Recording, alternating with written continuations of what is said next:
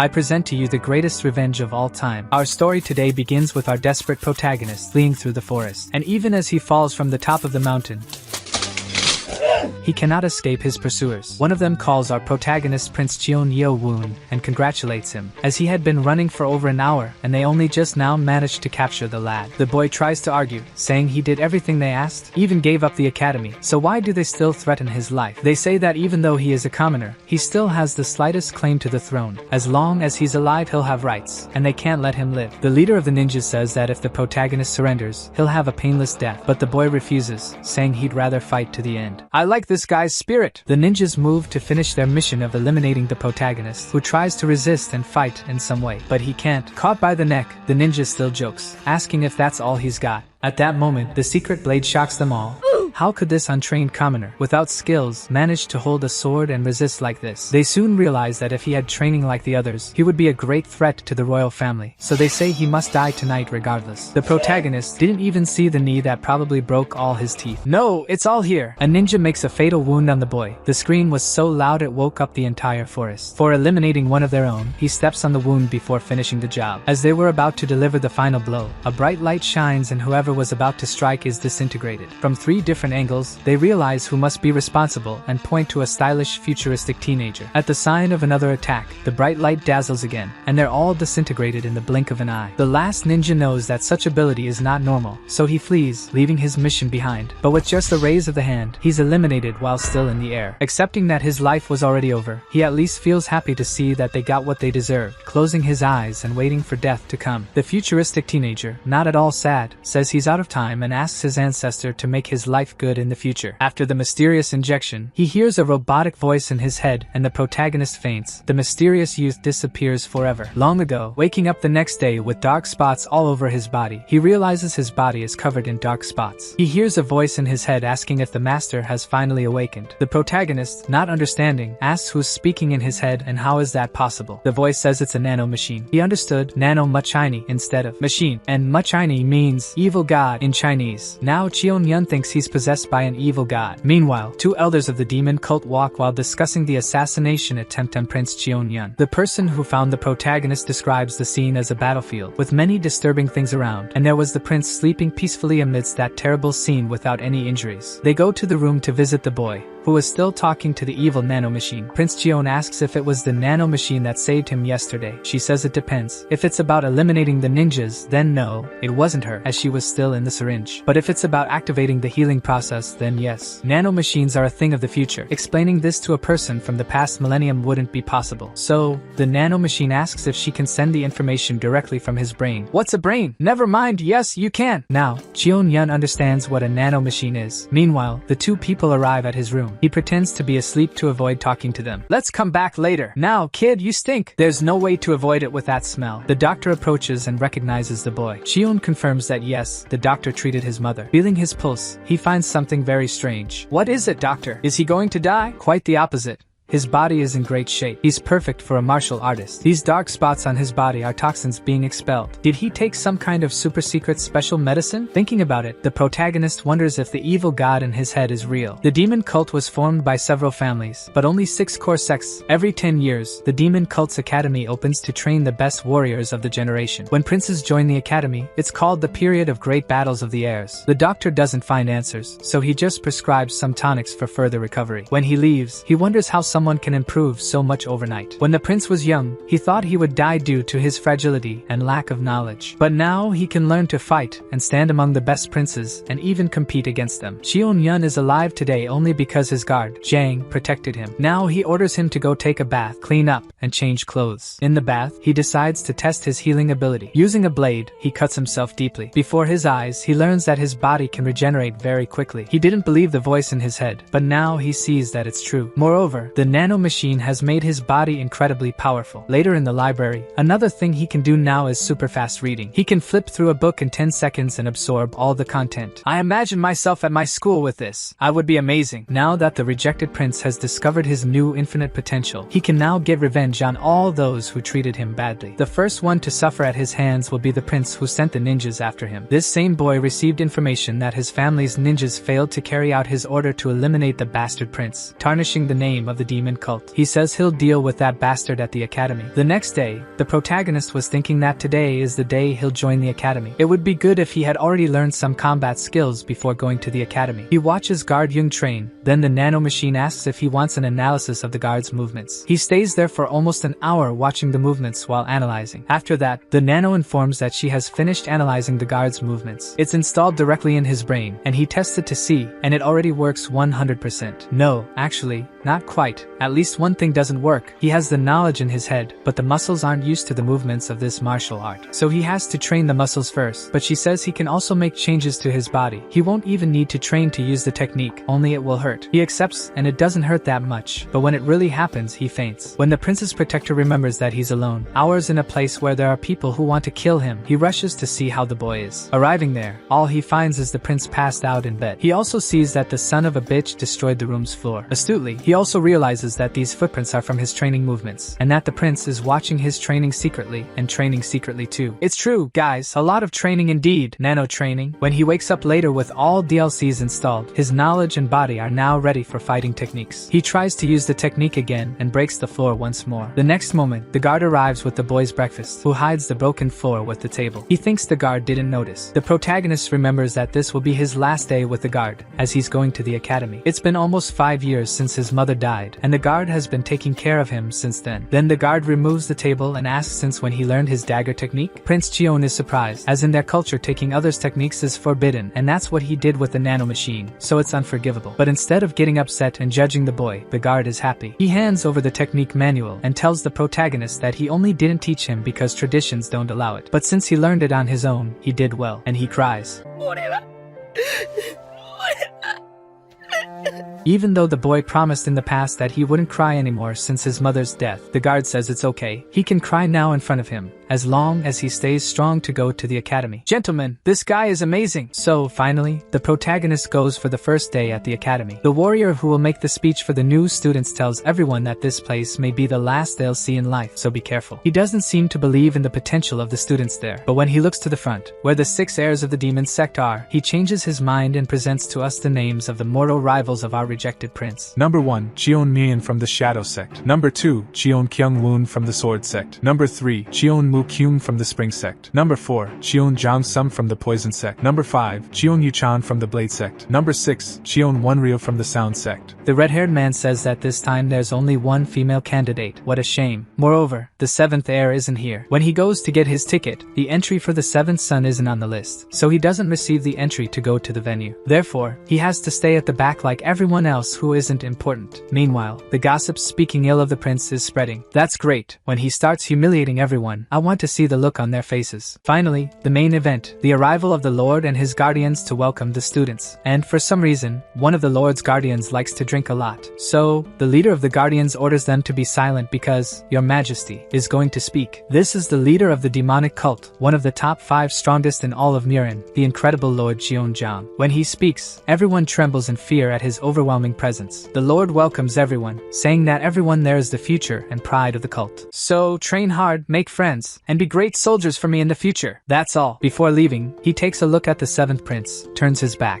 and leaves. He's the boy's father, but still, the protagonist is a son of his castle servant, not from any of the main clans. So, Cheon Yun himself says he didn't expect anything from him. The formalities are over. The academy director begins to explain how the 4 years of the students at the academy will be. Each of them will only have one chance to pass each stage. Whoever fails some of the tests is expelled from the academy. One of the princes raises his hand, saying he has a question. The director rejects it and asks if questions were authorized. The director explains that when you enter the academy, you lose all your privileges from the 6 families here. So, if he doesn't want to be expelled on the first day, he should shut up. The princes humiliate the protagonist, but in the eyes of the academy, everyone is equal. I already like this guy too. He says the kid's question must be obvious, that one chance to pass each stage is very unfair. However, he says there are benefits you gain when you pass each stage. A black dragon sphere, the richest library in the kingdom. Each stage they pass, they'll gain access to a new floor in it. This way, they can strengthen themselves at each stage. Now, everyone is excited. The rewards are great. But the person who just boosted the boys' morale throws and at the vast majority won't even make it halfway through the stages. So, to worsen everyone's morale, when you enter the academy, you lose all your privileges. And when you leave, your ranking in society will depend on the level you reached in the academy. So, whoever Whoever fails the first test can look for a job as a farmer. The first test is to sift out those who don't have potential. Anyone with little or no Nigong is screwed. Cheon-yun is in trouble. The prince made a deal in the past that he would never learn Nigong, so they wouldn't secretly kill him. Cheon-yun never learned, but still, the scoundrel here ordered him to be eliminated. The Sound clan will do the first test now, and only those who have at least some training will be able to stand for the necessary time. The test begins, and upon hearing this music, it's very intense. The weakest students started to fall. The 6 princes trained from birth with all possible resources don't even feel difficulty. But then the woman starts playing louder. For some reason, she's getting angry, and the princes begin to notice that it's becoming difficult even for them to endure. People deep down are bleeding from their ears, but the woman doesn't stop, and it gets more intense. The woman's intention is to bring down the 7th prince, whom she hates, without caring about the rest of the students falling. One of the princes wonders why this woman is playing even louder and louder. Then he looks back to see what it is. Then he realizes our beloved protagonist showing no signs of fatigue. How is this possible? He doesn't even know Nigong, or does he? Everyone starts feeling the pressure from the bad music.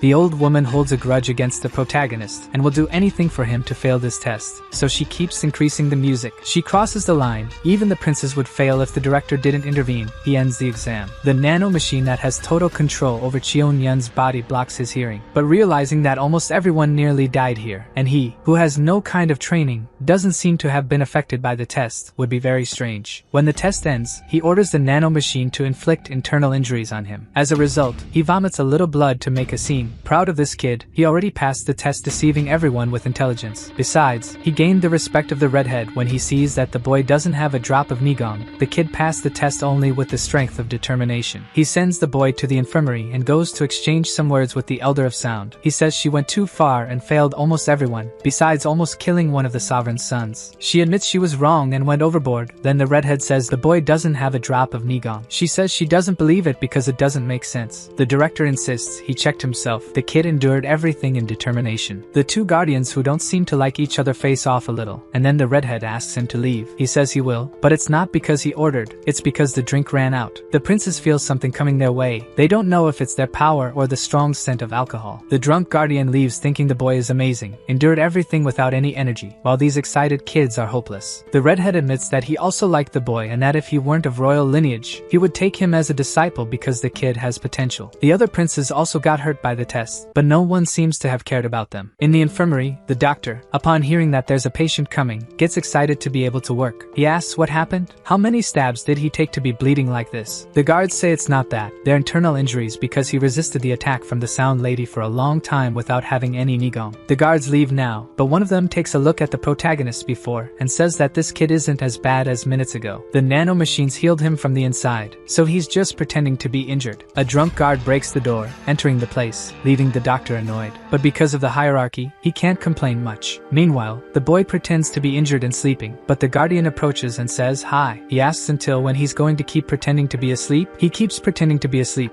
so the guy uses magic, lifts him and says that if he doesn't stop now, he'll get slapped on the ear. Finally, the prince gives up and asks how he knew it was pretending. The drunk guy finds it funny and says it was because of the speed of his breathing. Someone who's unconscious doesn't breathe like that. The guardian says that kids nowadays are all spoiled and take the easiest path, full of whims. He says he liked the protagonist, that he has determination the other students don't have. He releases the ability he made for him to sit down. The guardian says he wants the boy as a disciple. Surprised, Cheon can't believe that one of the most powerful guys in the kingdom wants to be his master, so suspiciously, he asks if the drunk knows who he is. He says yes, he's the useless bastard son of the Lord. He disagrees with the last part, but it doesn't matter. If he does this, the other 6 noble families will be against him. The guardian says he's not in favor of him anyway, so it doesn't matter. But what will you teach me? How to drink? The man knows he grew up as the bastard son everyone wants to get rid of, so he's already suspicious of something so convenient. The boy thinks it's better not to. This is an academy. He won't lack teachers here. But then the drunk explains that things won't be easy for him here. For example, everyone who got hurt after the last exam ended wasn't sent to the infirmary, only the boy. That's because everyone else used Nigong to heal themselves. The prince who doesn't know how to do that is the only one here. In other words, if the prince doesn't learn Nigong, he won't stand a chance here. The only way he'll learn that is with 2 hours a day on the first floor of the library. Faced with all these arguments, the only thing the prince thinks about is how much he'll be able to enter that library and use the hack machine to speed run reading. But he he realizes that even with the nano machine, he's at a huge disadvantage, so he accepts, yes, to be the drunk's disciple and bows before his master. Look how cool. The master says that the blood Chion should not bow before anyone and lifts the boy using Nigong. In other words, the royal blood is the Chion blood, so the drunk master recognizes him as a true prince. Guys, I'm going to cry. Now I won't call him drunk anymore. The right guardian pats the doctor and tells him to take care of his student well. The doctor congratulates the prince. The guy who never takes students today made a point of having the boy as his disciple. And behind the scenes, because it's forbidden to have masters from outside the academy here, but he won't tell, the doctor is a good guy. Meanwhile, on the training field, the class is cultivating. Someone tells the left guardian that a total of 415 students passed the first test. The guardian says it was 200 fewer people than in the last test 10 years ago, and that's because this year's test was very difficult. The students who didn't pass are revolted at the academy. He tells those who didn't pass and found the test very difficult that the test was difficult because of the 7th Prince Chion. But regardless of that, accept their fate, then forcibly expels all of them from the academy. The guardian also says that this year the competition will be stronger since the level is higher due to the difficulty of the first test. Among the talents, the number 1 prince of the Dark Clan and the number 5 prince of the Sword Clan are the great talents of this generation. It is very likely that one of these two will be the successor to the great leader. The guardian says that from today on, groups will be formed, and the next tests will be in groups, so either everyone in the group fails or everyone passes. From today on, everyone will be trained by the tactics and techniques team. Take advantage and look at the faces of these teachers, who are all very friendly. After class, the prince who tried to kill Cheon-yun before tells the instructor that one person from his team is in the infirmary and hasn't received the news. He doesn't want his team to fail because of one guy, so he wants to give him the news to keep him informed. The instructor congratulates the prince and says he understands the meaning of the next group work test and says he will go there himself to give information to this student in the infirmary. The instructor warns that only those who are injured can go to the infirmary. Smirking maliciously, the boy says it's okay. The protagonist will undergo acupuncture treatment for 14 days. That's all to disguise. He can't heal overnight to avoid arousing suspicion because everyone knows he can't use Nigong. The instructor from Prince Cheon-yun's team went to the infirmary to talk to the boy, but his doctor didn't allow it and warned that for 14 days he won't leave here. The next test is in 3 weeks. Until then, he will have to learn everything he needs on his own in the infirmary with his secret teacher. In the dead of night, the legendary Yasuo sneaks into the prince's room to instill Nigong within him, believing it will make him stronger. The master arrives, stating that tonight Prince Cheon will learn what he should already know. Injecting his own energy, he clears the path for the prince's own flow to run freely. For someone who's never trained, the prince has the perfect physique, like a god of war. Could this be the influence of the Lord on the child? It wouldn't be surprising, as the only woman the Lord truly cared for was this boy's mother. That same night, fights erupted in all the dormitories to decide the leaders. A cadet beat the prince of the Poison Clan and all the other students. His name is Baek Ji-ai, the new leader of Group 18. Back in the infirmary, after hours, the guardian finished unlocking the prince's Nigong veins. It was extremely exhausting and likely painful, but the prince insists he's fine, not feeling a thing. The guardian tells him he has 1 more week to learn to use his Nigong before leaving. Seeing how tired he is, Prince Cheon recognizes his effort and becomes even more determined. Pleased with the prince, the guardian advises him to always remember breathing and flow before departing. With these words, the prince thanks his mentor, determined to master it in a week. This marks the beginning of his journey for revenge. The next day, at the training center, the guardian divided the class into groups, assigning each prince to a different group. That night, the groups would decide their leaders. As expected, each prince became the leader of their group, showcasing their power and superiority. However, one prince didn't become a leader. His face bruised, he stood in front of his group's leader. Another prince taunts him for failing to become a leader, especially the prince our protagonist hates the most. The prince of the Poison Clan grows angry, vowing revenge later. I want to see how far this goes. I'm enjoying it. After class, the prince asks the teacher how many days until his teammate leaves the infirmary. The answer, 1 more week. Frustrated he can't attack his nemesis yet, in the dorm, he takes out his anger on everyone. One of his allies suggests that if Prince Cheon-yun won't leave the infirmary, where the injured go, they can send someone there. The doctor in the infirmary, with only Cheon-yun as a patient, suddenly receives a new patient with a sword lodged in his back. After stitching him up, he'll have to stay in the infirmary for 3 days alongside Cheon-yun. Now I get the plan. Sent during the night to injure Cheon-yun, the plan seemed right, but trying to sever his ligaments triggered the nanomachine's defense system. A surge of electricity ran through him, causing him to pass out. This noise wakes our protagonist, and seeing what just happened fills him with rage. Later, the attacker wakes up tired, confused about how he was knocked out. The calm prince tells him the sleeping beauty has finally awakened. The boy panics when Cheon-yun shows him his now shaved head, the pride of a warrior. Cheon-yun hits him to calm him down. He has more important things to do. He asserts his dominance, demanding to know who sent him. When the boy refuses to cooperate, Cheon-yun threatens to cut him if he doesn't spill everything. Finally removing his gag, the attacker claims students can harm each other outside the combat field, so he can't do anything to him. Cheon-yun promises to do something that won't leave marks for the teachers or anyone to notice. Just seeing those needles got me scared, guys. He covers his mouth again and puts it on his fingers. Only after fainting twice and having his whole hand operated on does he decide it's time to talk. However, the prince already removes his gag and says he already knows it's Prince Mujian. How do you know? Cheon-yun says the instructor comes here every day, so he asks about what's going on outside, knows which group he's in, the Spring Clan Prince's interest in him, and his leadership of the group. At that moment, Cadet 23 called Hyobang remembers they said this guy is dead weight, but that's not what he found out today. He swears he won't tell anyone what happened today, so don't hurt him anymore. However, Cheon-yun says he needs to sleep and delivers a Nigong blow that knocks him out. As his consciousness fades, the bald guy realizes this guy does have Nigong. Yes, he's deceiving everyone. That's our protagonist, ruthless, powerful, and thirsty to surpass everyone. I'm really enjoying this story. Please leave a like on the video to show me if you guys like this guy too. The master who visits his student every night with all the excitement in the world because he's a monster, and he'll have merit in it. Arriving there, he'll take Cheon-yun's reward, the Black Dragon Sphere. At that moment, he discovers there's a body in the infirmary with him. The protagonist calmly says that's a cadet who came to the infirmary with an intentional injury to try to kill him. Unconcerned, he says he already knows who ordered it, one of the princes, and it's fine, he's used to it. The master is sad. A child shouldn't be used to this. He says he'll need friends from now on. That'll be important. But enough of that. It's time to install another hack. With this sphere he brought, the protagonist will progress more than 20 years in Nigong training. If he knows how to take advantage, they start the assimilation, and every day he's more of a monster. Soon Sung Jin won't stand a chance. Kid, what happened to your hair? Don't say anything else. I'll leave you alone. The extra was sent to eliminate the protagonist from being a competitor to the throne, and the only thing eliminated was his hair. After the bald guy left the infirmary and told the master he failed in the mission, a bad person like him humiliates the bald guy who failed. The bald guy covers his head and says that the one who tried to kill the protagonist woke up. After that, the doctor didn't leave the room. He didn't have a chance to try anything. The doctor didn't even sleep again in those 2 days he stayed there. The prince is annoyed that the doctor is so perceptive and protects the boy. Even though it seems like Cadet 23 wasn't at fault, his leader beats him and calls him an incompetent piece of trash. Finally calming down and saying he'll handle it on his own when he gets out of there. While still hitting the bald guy, Hyobang remembers how kind he was when he asked for this favor, but now he treats him like this. So he decided not to tell about the protagonist's true abilities. When the time comes, he'll find out on his own. Cheon-yun kept training in Xiao Meng's martial arts, the right guardian of the cult. This time, Cheon trained a new technique, and his movements were much better than before. Meng watched the training very closely and was amazed by Cheon-yun's genius. In just a few days, Meng showed the shadow butterfly step a few times, but now Cheon can confidently demonstrate these movements himself. The protagonist decided to show only the basic movements he learned by watching his master, fearing to raise suspicions if Cheon-yun could perfectly mimic just by looking. Meng thinks that if he had more time, he could teach all the movements of the technique. Throughout the week, he managed to master the basic movements. He praised his student and said that Cheon had mastered them well. Meng gave him a piece of paper containing information about the butterfly technique so he could study it on his own. Morning was the last day of classes with Professor Meng. Cheon-yun thanked the professor again. Satisfied, Meng pulled out his blade and showed it to his student. Cheon's surprised face reflected in the sword. Meng then threw his sword so he could feel its weight, which is 3 times lighter than a regular sword. It's a treasure of his clan. He demonstrated its cutting power, slicing through a solid piece of wood effortlessly. As the boy would leave the infirmary tomorrow and showed him the complete movements, Cheon-yun paid close attention as his master began, asking the nanopad to start analyzing. In the morning, his master Meng left the infirmary. 2 people were mysteriously watching from afar, the left guardian and the central guardian. The red-haired director of the academy questioned why the central guardian had always been protecting this boy. His answer was simple: it's fair. He left the redhead alone, who then wondered if 10 days of training would make things fair. That morning, when the doctor went to the infirmary, he noticed something different. Cheon-yun was always awake in the morning, but this time he was sleeping. He decided to do the same and sleep, but Cheon-yun wasn't sleeping as he should. The doctor woke up startled by a noise. His only patient began vomiting. Worried, he made him lie down again and checked his pulse. It left him in doubt. The pulse of someone who is asleep shouldn't be so rapid. What's stranger is he suddenly calmed down. The doctor began to doubt his medical knowledge and went back to sleep. After a few hours, Cheon-yun woke up. 8 hours of sleep were needed for the nanopad to act. His body was now adapted to the new technique he had just learned. His master showed the technique to his family so he could train. Yesterday was the last day he could train him. From now on, he must evolve on his own. Meng asked him to be careful and to strive to do well. This made Cheon-yun happy. It's the first time someone else has cared for him. Testing his new condition. His master has no